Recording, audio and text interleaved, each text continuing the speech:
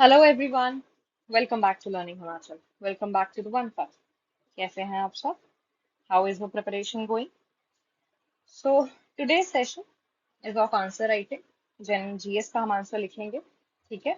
But before moving ahead, there is an announcement for you that if you want to join or you want to prepare extensively either for HPFS or for HPAS, Learning Himachal is providing you with a comprehensive course.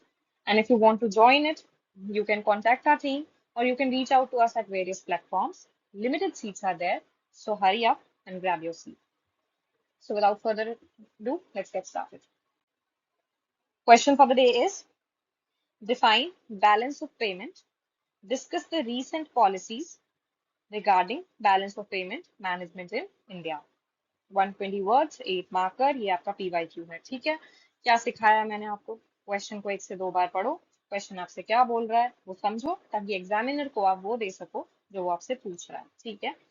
एक तो इसने बोला है balance of payment को define करो, this is the first part of your question.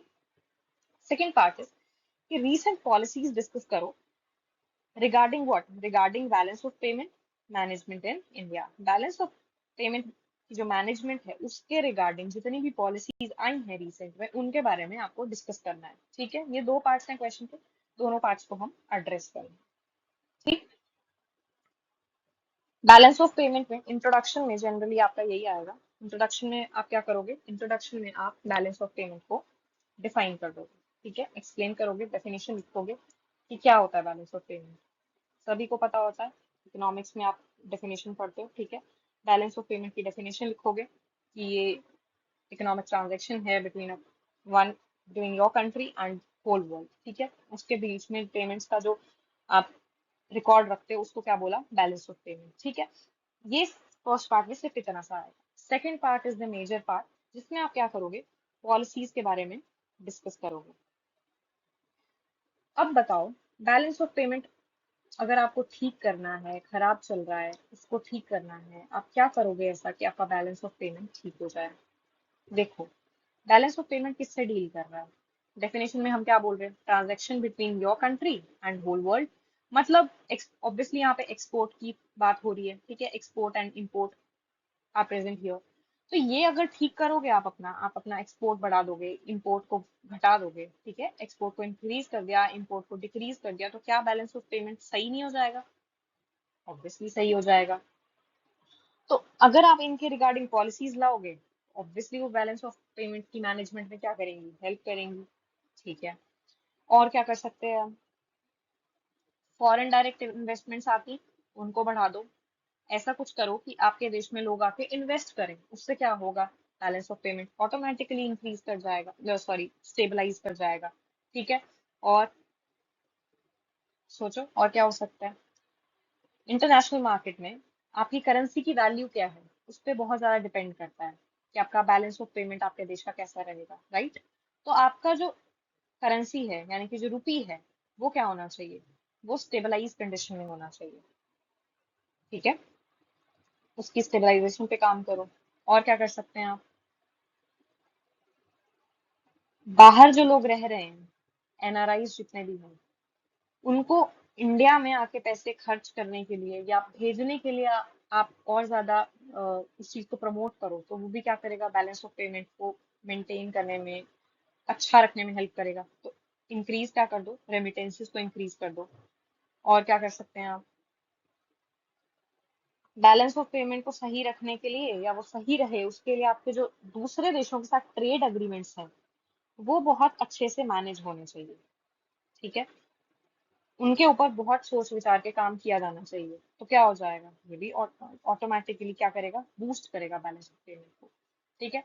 तो ये जितनी भी बातें करी, एक्सपोर्ट को इंक्रीज करना, इंपोर्ट को डिक्रीज करना, एफडीआई का इंक्रीज करना, रुपी को स्टेबलाइज करना, एनआरआई डिपॉजिट्स इंक्रीज करना, रेमिटेंसेस बढ़ाना, ट्रेड एग्रीमेंट्स को सही से देखना परखना, इन सब के रिगार्डिंग जब आप पॉलिसी बनाओगे, तो ऑटोमेटिकली वो क्या करेगा?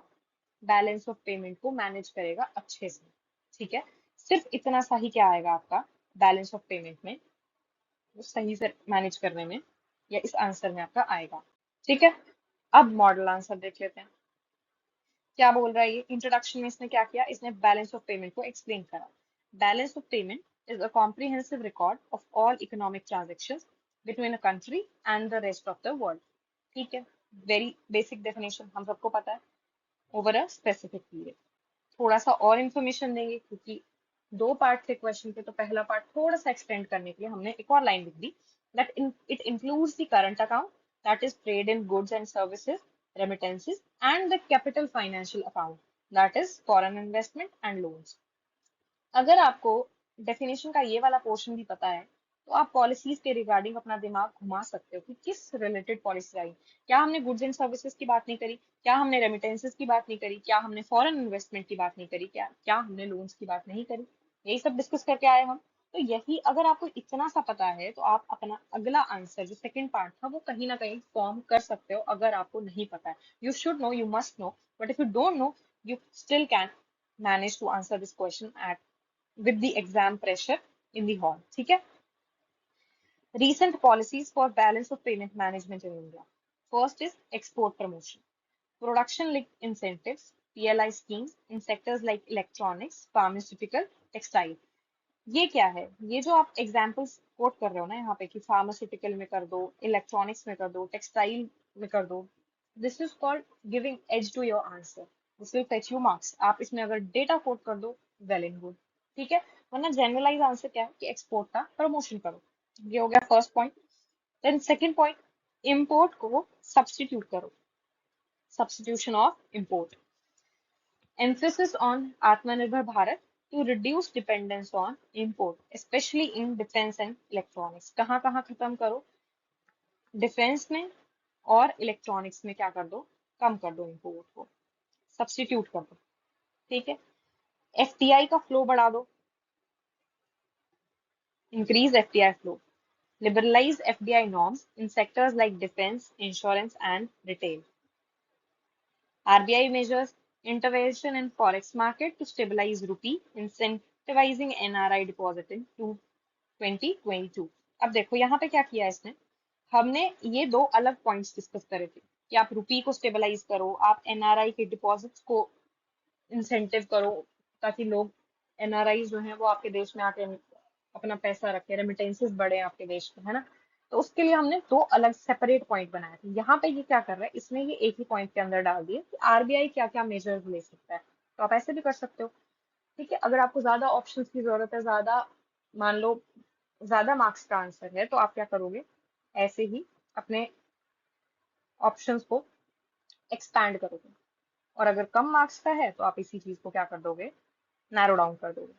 Then fifth point, bilateral trade agreement, FTAs with UAE, Australia to boost trade surplus. ठीक है। देन इसने कंक्लूजन लिख दिया कि these policies aim to strengthen India's external sector resilience, reduce trade deficit, and maintain a stable balance of payment amidst global uncertainties. Very simple, ठीक है।